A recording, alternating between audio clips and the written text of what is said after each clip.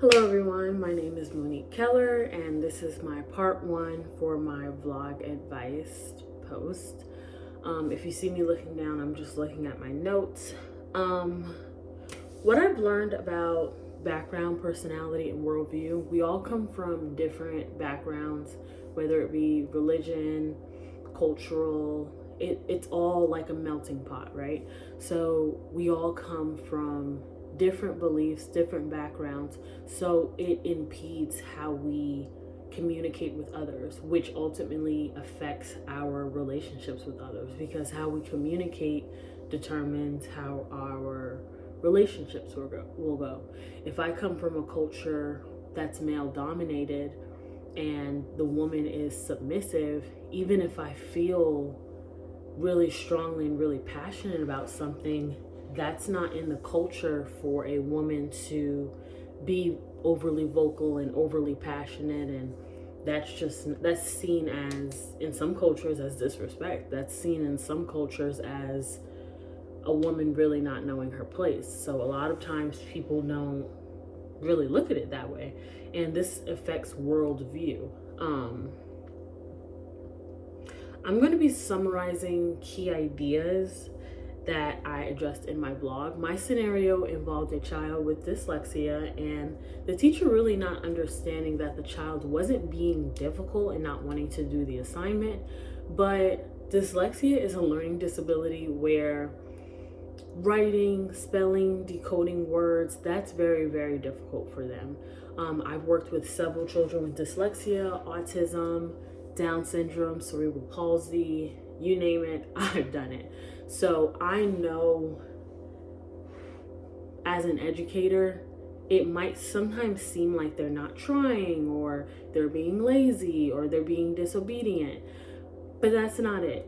They are struggling to communicate to whoever is requiring them to do said assignment, hey, this is a lot for me. This is hard for me. I can use another example. I had a child who needed OT, which is occupational therapy.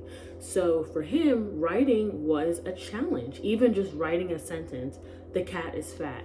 That was a lot for him. So I would have to make accommodations and shorten sentences like I see the cat, or I like cats. I would have to change things to accommodate him, because literally when he's writing, his hands hurt because the muscles in his hands are weak. So for us, it's like, he could do that. He's in the first grade. How could he's about to be in the second grade. How come he can't? But we're not understanding there's different struggles for each child that comes into our classroom. I recommend people educating themselves on different cultures, different learning disabilities, different everything, because what I like to always say is, you're not the only person, you're not the only, how can I say it? Everyone has different cultures. Everybody has different backgrounds. Everybody has different learning disabilities. Everybody has different abilities. Everybody has different creativities. My cousin, she has a learning disability, but she can draw my face exactly how my face looks. I mean, wrinkles, eyebrows, hair sticking everywhere. And she can draw it so realistically, but she has a learning disability. But that side of her brain is very high functioning.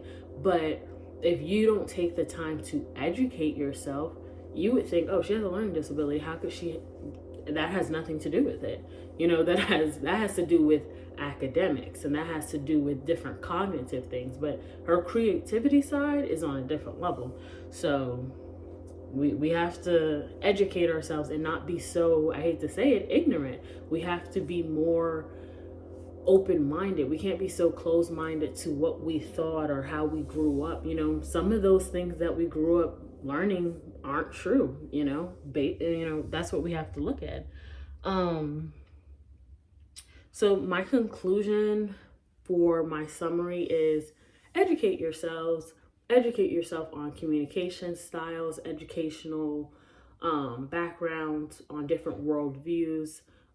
Your worldview isn't the blueprint for all worldviews. You know what I'm saying? Everybody's different. Some people have cultures where they dress a certain way. Some people fast during a certain time of the year. Some people, celebrate Lent. Some people celebrate Ramadan. Some people celebrate Christmas. Some people celebrate Kwanzaa.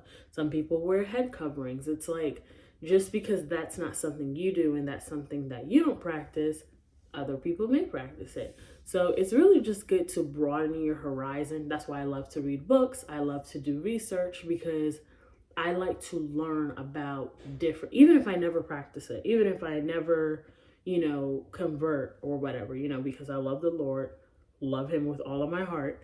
I wouldn't worship any other gods, but it's, it's good to know, and it's healthy to know, like, hey, my neighbor might worship, a different God. They might go to church on Saturday or Wednesday, It's good to broaden your horizon, because when you become an educator, you become a teacher, your your students might not eat meat. They might not eat, pork. So it's like, it's good to not be so close-minded. So those are my recommendations.